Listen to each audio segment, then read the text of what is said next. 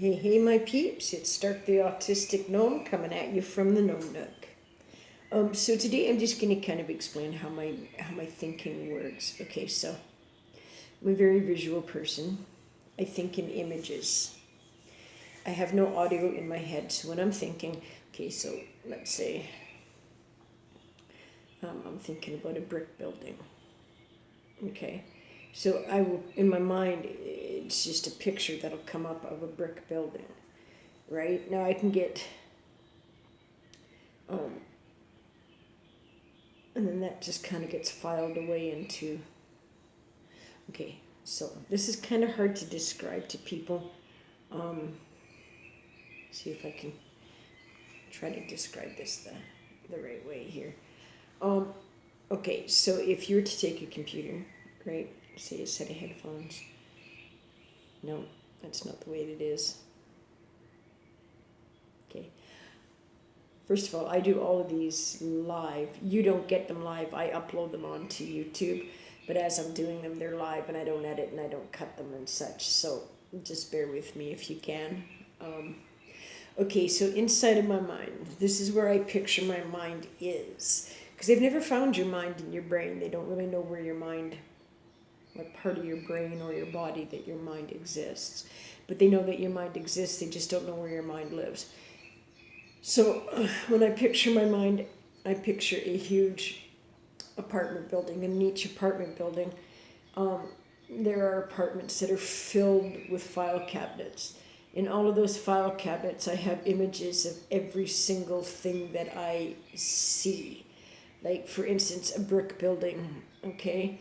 I'll go with the very first, like the first image that'll come into my mind is the first brick building I ever saw, which was a church.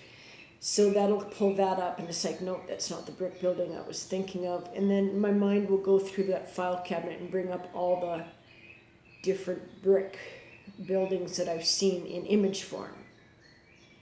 And then I go through all those images. It's like, oh, that's the one I was thinking of.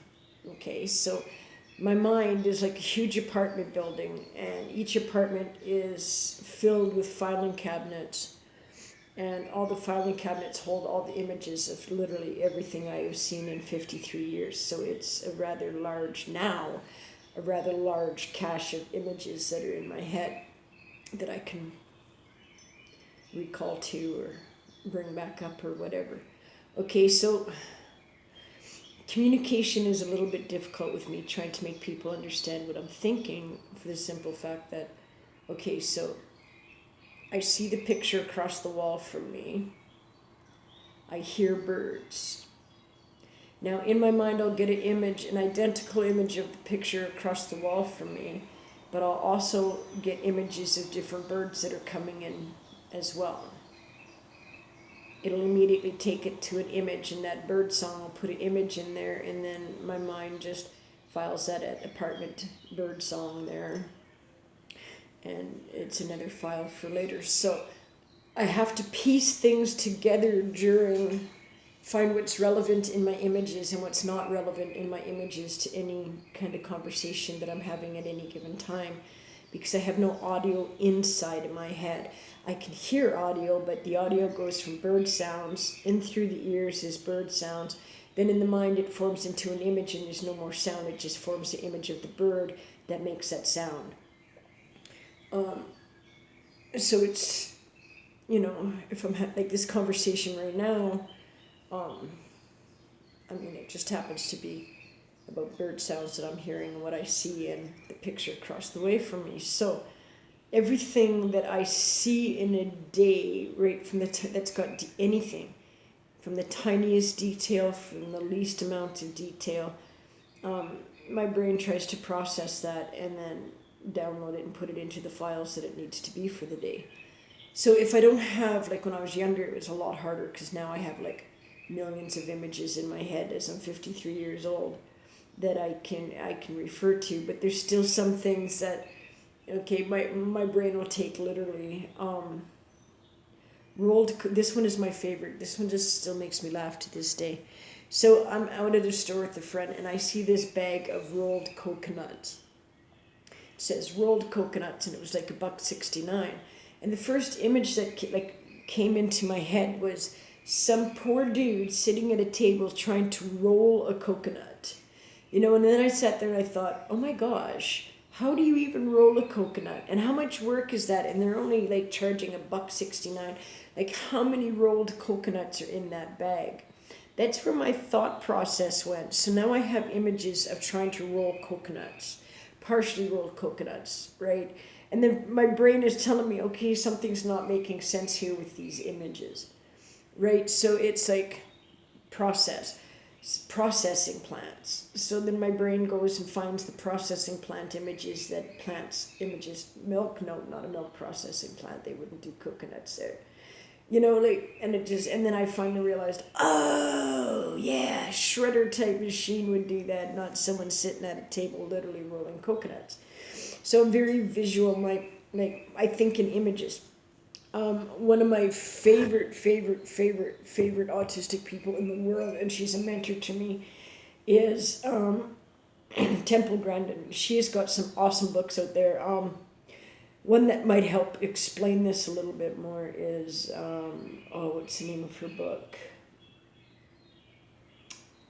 Thinking in Pictures, My Life with Autism, I do believe is the name of her book, by Temple Grandin. If you get a chance to read it or download it or buy it, go for it. She's my mentor on how to push past my autism stuff, so it's not as much of a struggle. It's just teaching myself a different way to do things. She's awesome. That's all I can say about Temple Grandin, is she is awesome. So I get visual and I get audio coming in, and then that just kind of puts itself into an image that I see. Sometimes the images are cartoon images. Sometimes they're almost like a movie, like a black and white movie. Sometimes they're like a colored movie. Sometimes they're just like a sketch. So I have to script things out in my head before I go to talk to somebody, especially if it's a conflict kind of deal. So in my head, I see the picture of myself and I see the picture of the person that I need to talk to, right? And then I'll go over a conversation with them. Well, the conversation takes place in thought bubbles above their heads with words in the bubbles. But there's no tone to it. It's just like flipping through a cartoon kind of thing, like a real life cartoon. That's how my brain thinks. I'm a very audio-visual thinker. So when somebody the more description and direction I can get, the better, because then my brain can form a full picture, not a partial picture. Like if I don't get a lot of information on something that somebody's trying to describe me, my picture will have holes in it because there's not enough information for my brain to truly detail that picture out so that I can understand what it is that you're trying to say. So literally, when I say, could you draw me a picture, people just look at me like I'm being a smart aleck, and I'm not. I'm asking you literally, could you draw me a picture, because I just spilled hot tea on myself. That's okay. It's not that hot and I have layers on. So I literally, if you can draw me a picture, that's ideal. I mean, that'd be the ideal way,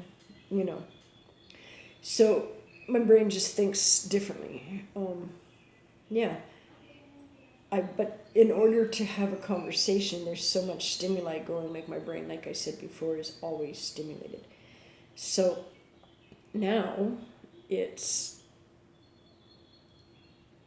got numerous different things going through it, trying to create a picture.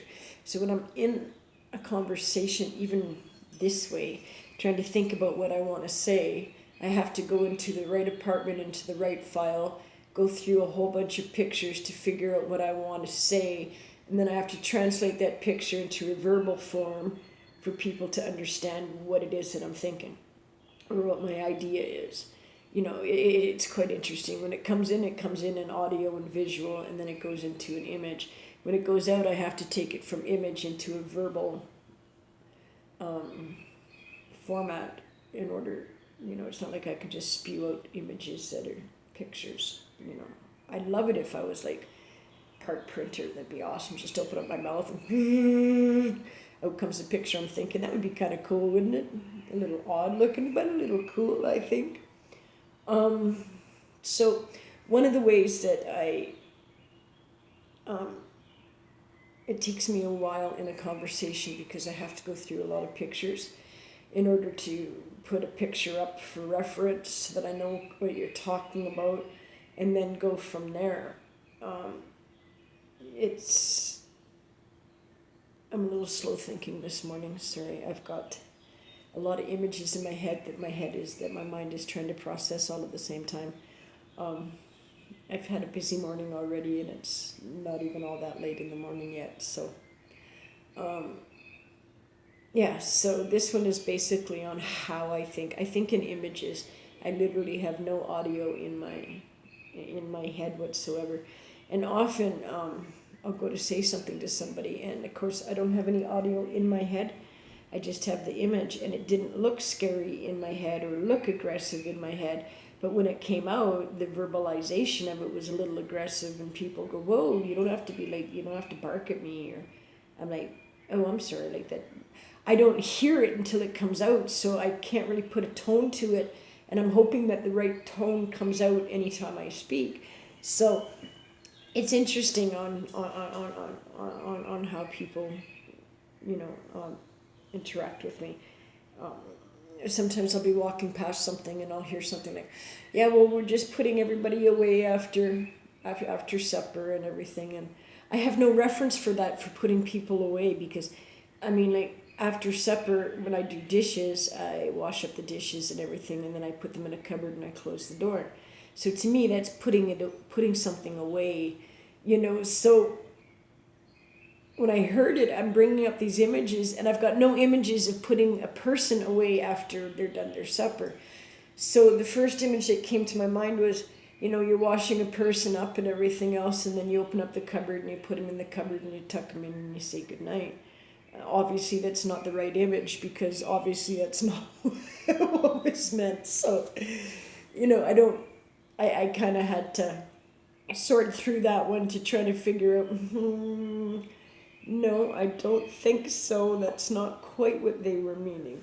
So some things I have absolutely no, at 53 years old, I still don't have any reference to, like, in my head, that I can pull out an image so I know what the hell it is that you're talking. Like, it's got no context because I've never seen it happen. You know, I know I've got like so many images of different cars, different colors, different makes, different models, different years. You know, you talk about cars, I can pull up those images. Those are a common image that I see every single day.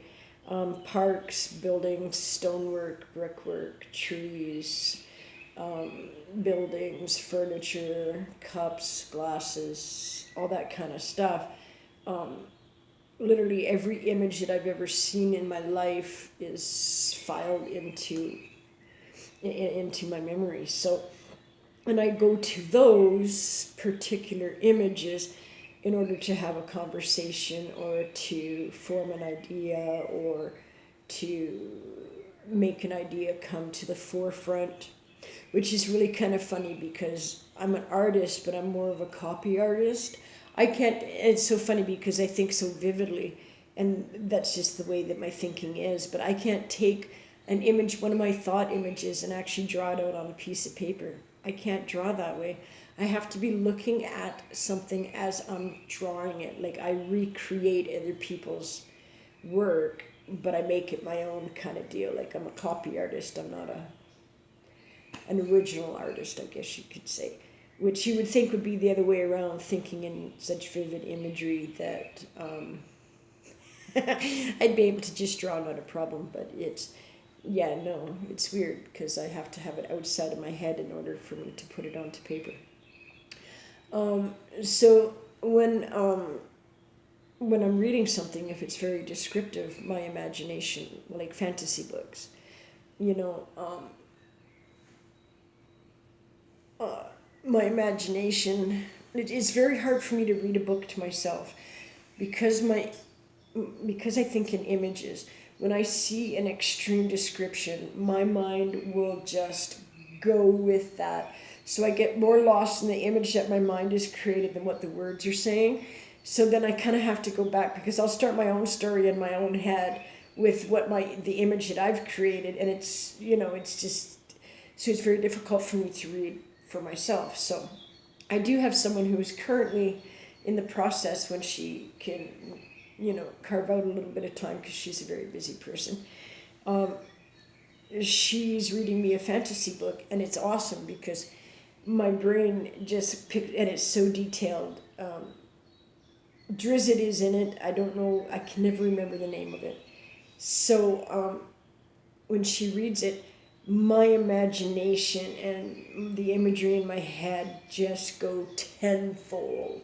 Like I get so excited, I flap, I squeal, it's like because my imagination is so vivid because I think in images that it's like I'm transported to the place that's being described in the book. It's like such an awesome way for me to literally escape reality, but to do that myself, like I can't get into the book because I create my own story with the images in my head that I get. So it's difficult for me to follow the storyline of the book that I'm actually trying to read. So a little bit more difficult to do. So yeah, that's it for today on the Nomnic. In the Nomnic, I should say. That's how I think, is I think in image. I have no audio in my head. I only think in image. So let me tell you, it creates an interesting day. And at the end of the day, my brain has to process all those images and put them all into the apartments that they need to be in, to the file cabinets that they need to be in, with all the other images that I have from 53 years of having images every day in my head. So this has been Starks the Autistic Gnome. Make sure you subscribe, you share, and you have the notifications on so you know when there's another new video coming up.